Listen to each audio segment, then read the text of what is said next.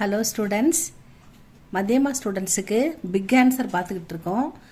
நேற்று வந்து தக்ஷின் பாரத் இந்தி பிரச்சார சபா லெசனில் பிக் ஆன்சர் பார்த்தோம். இன்றைக்கி வந்து மகாகவி சுப்பிரமணிய பாரதி அந்த பாடத்தில் பிக் ஆன்சர் பார்க்கலாம். 5 மார்க் ஆன்சர் 2 கொடுத்துட்ட, 2 கேட்குறாங்க, 10 மார்க்கு, அது பார்க்கலாம். பாரதி கே பச்பன் கே பாரே மே ஆப் கியா ஜான்தே ஹை. பாரதியாருடைய பச்பன், சிறு வயது பருவம், குழந்தை பருவம், பால் பருவம், அந்த சின்ன வயசில் அவரை பற்றி நமக்கு என்ன தெரியும்? ஜான்னா தெரியும். Do you know about Bharathi, உனக்கு என்ன தெரியும் அப்படின்னு கேட்குறாங்க. பாரதி கோ பச்பன் சே ஹி தமிழ் கா அச்சா ஞான் தான். ஞான்னா ஞானம், அறிவு. அவர் குழந்தையிலேருந்தே அவருக்கு தமிழில் நல்ல புலமை, நல்ல அறிவு இருந்தது அப்படின்னு சொல்கிறாங்க. பாரதி கோ பச்பன் சே ஹி, குழந்தை பருவத்திலிருந்தே, சிறு வயது பருவத்திலிருந்தே, தமிழ் கா அச்சா ஞான் தா, தமிழில் சிறந்த ஞானம் இருந்தது. பச்பன் மே உஸ்கோ உன்கோ சுப்பையா ககத்தே தே. பச்பன் மே, குழந்தை பருவத்தில் அவரை சுப்பையா அப்படின்னு அழைப்பாங்க. ககத்தேனா அழைப்பார்கள். உஸ் சமய் வே கவிதா பி லிக்தே தே. அந்த நேரத்தில் அவர் கவிதைகளும் எழுத ஆரம்பிச்சிட்டாரு. சிறு பையனாக இருக்கும்போதே அவர் கவிதா பி லிக்தே தே எழுத ஆரம்பிச்சிட்டாரு. பால் கவி பாரதி, அதாவது பாலகவி, பாலகன்னா சிறுவன், பால் கவி பாரதினா சின்ன பாரதி அப்படின்னு அர்த்தம். கவி மண்டலியும் மே பாக் லேத்தேங்க. கவி மண்டலியும் அப்படின்னா கவிதை போட்டி நடக்குது இல்லை, அதில் வந்து அவர் கலந்துக்கிட்டாரு. எட்டயபுரம் ஜமீன்தார் உன்கா ஆதர் சத்கார் கர்த்தே தே. பாரதி பச்பன் से ही अपना சமத்கார் दिखाते थे. இங்கே வந்து பாலகவி, அதாவது குழந்தை கவி பாரதி, கவி மண்டலியோமே, கவி கூட்டங்களில், அதாவது கவிஞர்கள் கூட்டங்களில் சிறு வயதிலே கலந்துக்கிட்டாரு. அங்கே அவருடைய திறமையை வெளிப்படுத்தியிருக்கிறாரு. எட்டயபுரம் ஜமீன்தார் உன்கா ஆதர் சத்கார் கர்த்தே தே. அப்போ நிலப்பிரபுக்கள் அப்போ வாழ்ந்த ஜமீன்தார் அவங்கெல்லாம் வந்து கவிஞர்களை ஆதரித்திருக்காங்க. நம்ம ஜமீன்தார் வந்து நம்ம பாரதியை ஆதரித்திருக்காரு.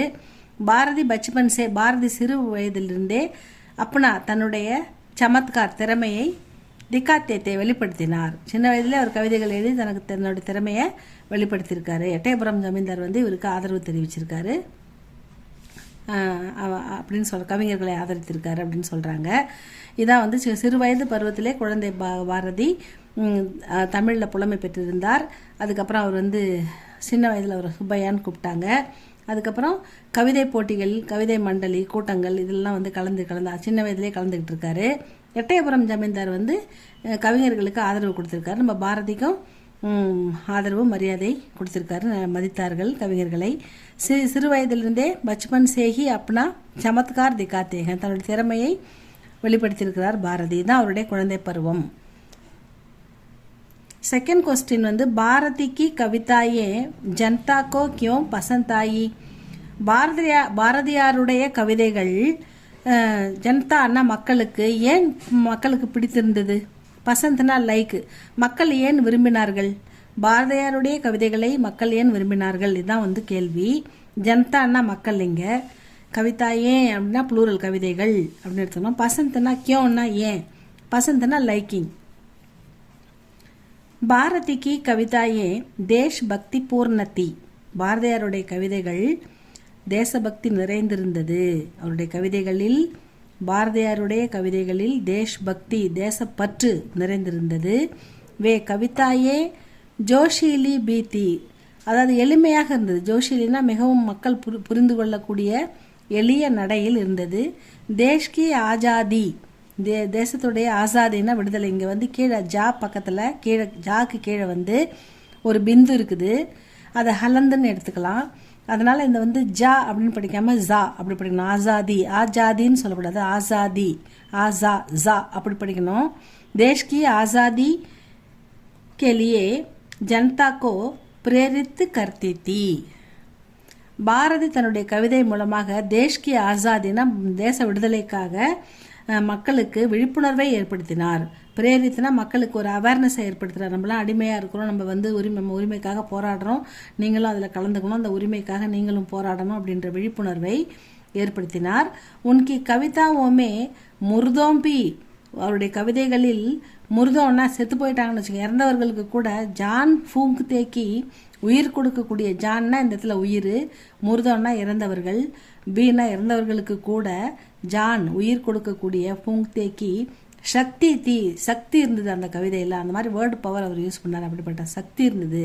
சக்தின்னா அவருடைய பவர் இருந்தது. அந்த பவர் படிக்கிறவங்களுக்கு, செத்து போனவங்களுக்கு கூட உயிர் வரக்கூடிய அளவுக்கு பவர் இருந்தது அப்படின்னு சொல்கிறாங்க. அதாவது செத்து போனவங்கன்னா நம்ம செத்து போனவங்கன்னு எடுத்துக்கூடாது. நம்ம உயிரோடு வாழ்ந்துட்டு இருந்தால் கூட நம்ம நாடு, நம்ம உணர்வு, நம்ம அடிமையாக இருக்கிறோம், நம்ம விடுதலைக்காக போராடணுன்ற உணர்வே இல்லாமல் ஒரு மனுஷன் வாழ்ந்தால் அவன் செத்து போனவனுக்கு சமந்தான்.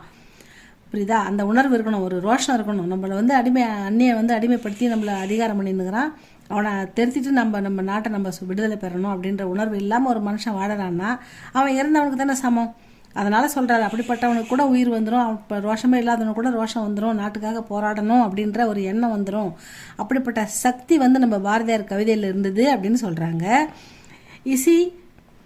इसलिए பாரதி கி கவிதாயே ஜனதா கோ பசந்த் ஆயி, அதனால தான் பாரதியாருடைய கவிதைகள் மக்களுக்கு மிகவும் பிடித்திருந்தது அப்படின்னு சொல்கிறாங்க. அவ்வளோதான் ஸ்டூடெண்ட்ஸ். இதில் இந்த 2 கொஸ்டின் பாரதியாருடைய பாடத்துலேருந்து வருது. ஒன்று பாரதி குழந்தை பருவத்தை பற்றி கேட்குறாங்க, இன்னொன்று பாரதியாருடைய கவிதைகள் ஏன் மக்களுக்கு பிடித்திருந்தது அப்படின்னு கேட்குறாங்க. இது 2 தான் இதில். இது நல்லா படிங்க, எழுதி பாருங்கள். உங்களுக்கு இது பிடிச்சிருந்தா லைக் பண்ணுங்கள், ஷேர் பண்ணுங்கள், சப்ஸ்கிரைப் பண்ணுங்கள் ஸ்டூடெண்ட்ஸ். தேங்க்யூ ஃபார் வாட்சிங்.